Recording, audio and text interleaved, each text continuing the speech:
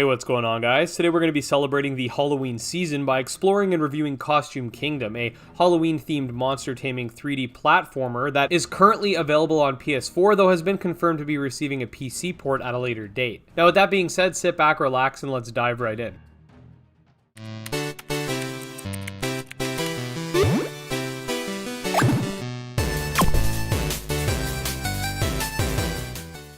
Okay, so as per the usual with these type of monster taming reviews, I like to explore the specific elements that are the most important to the vast majority of monster taming fans.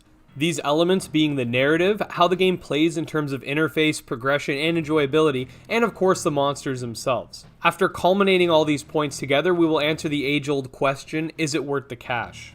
Okay, so the game's narrative consists of you as the main character, Rain, capturing and battling Coromon on Halloween night and competing in something called the Apex Cup, which is a sort of gym-styled competition that everyone competes in to become the champion, I guess. Most of the game's lore is provided through these knowledge trees that are scattered throughout the map and are optional, which, don't get me wrong, I do like the choice, but I would perhaps have liked to see a little more lore thrown into the game through some cutscenes or something to that effect. One thing the game does really well, however, is the Halloween aspect. The game is the antithesis of Halloweeny. From trick-or-treating to the aesthetics, the game really does encapsulate the Halloween spirit at its core. From these spooky woods to the drunk drivers, you really got it all with this game. Because the game is relatively short, the story, lore, and thematic side of things is also short as a result. But despite this, I do think they do a really good job of leaving an impression on the player. Whether it be the little hints scattered across the map, such as a statue of Reginald, or even just the comedic dialogue, the game definitely has some memorable moments.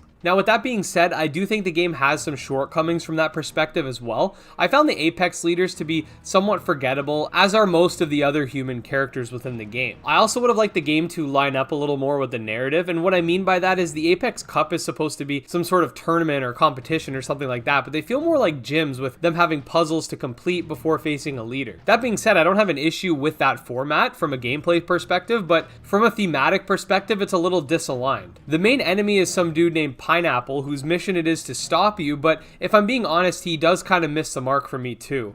All I can really remember off the top of my head is that he was considered to be a very powerful Halloween tamer who beat the Apex Cup without losing a single Halloween. This is an interesting backplot, but it kind of makes you wonder, if that's the case, why didn't he just put you in your place the first time you encounter him? It's definitely nothing deal-breaking, but I would have liked them to further explore each major character during regular gameplay. Overall, I think from a lore, theme, and character perspective, the game does do a decent enough job, but leaves me wanting some more. Alright, so from a gameplay perspective, the game does do a pretty good job of mixing things up. Because the game is a 3D platformer, it adds a layer of control and exploration that games like Pokemon can't, just because of the characters lacking that ability to jump. Each costume you collect also adds to your repertoire of your overworld abilities, as well as a usable Halloween. This is one of Costume Kingdom's strongest features, in my opinion, as it allows you to traverse the world in different ways and makes the overworld experience more enjoyable. Now, speaking of the overworld experience, let's talk a little more about the platforming aspect. Each Apex Cup has a different set of challenges for you to overcome, and they make good use of the platforming aspect with some field hazards and stuff like that. They also allow you to climb up on the rooftops of various houses, allowing you to explore the game in a third dimension.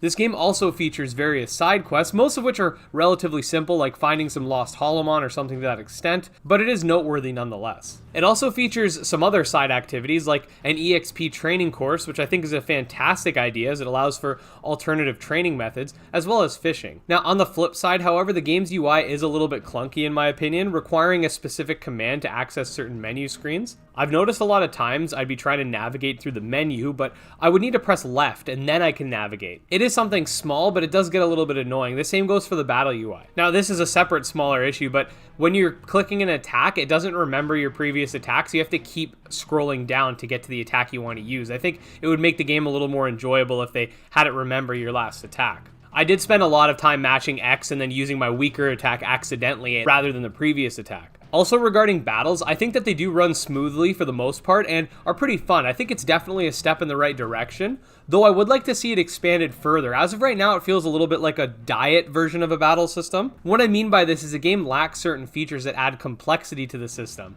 For example, each monster caps out at level 20 and only gets 4 moves ever. That's their whole learn set. So there's no learning new moves and swapping out old ones, anything like that. There's also no PP or stamina system, so you could spam certain moves, one of which is really problematic, that being the Turtle Holomon's healing move.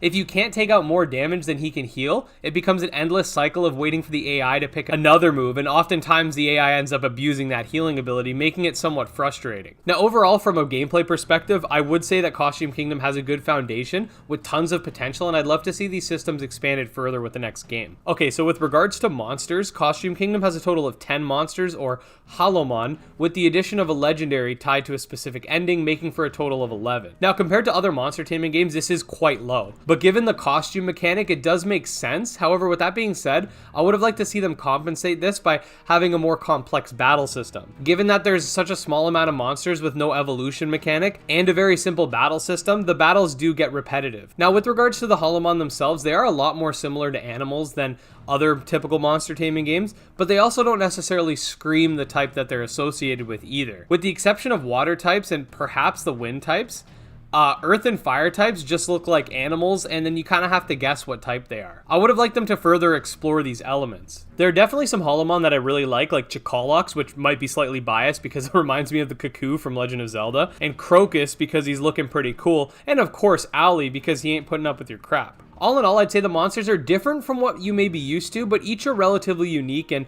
more memorable due to the low quantity of total monsters. Now, with everything being said, the game does a really good job of encompassing that Halloween spirit. The music's solid and immersive. The game has plenty of Halloween festivities and a short but fun plot to boot. On the flip side, the game is very basic from a monster taming perspective and lacks typical depth and is a quite short experience. So now on to the burning question, is it worth the cash? So to answer that question, the game goes for about $9.99 USD on the PlayStation Shop, and the main story will run you around 4 to 5 hours with a platinum trophy at around 8 to 10. So if you're looking for a fun little Halloween experience, I'd say yes, definitely. It's very unique and enjoyable, and like I said, leaves an impression. But if you're looking for a game to dump tons of hours in, I'd say this probably isn't the game for you. All in all, given the game's use of 3D models and sheer amount of enjoyability, I'd personally say it's worth the cash, as I had a lot of fun playing with it. But let me know what you guys think in the comments below. If you haven't played the game, are you going to pick it up? And if you do have the game, how did you feel? And with all that being said, if you did enjoy this review, make sure to like and subscribe. Follow me on Twitter at GymLeaderEd. Check out our subscriber Discord, all links in the description. Until next time, peace.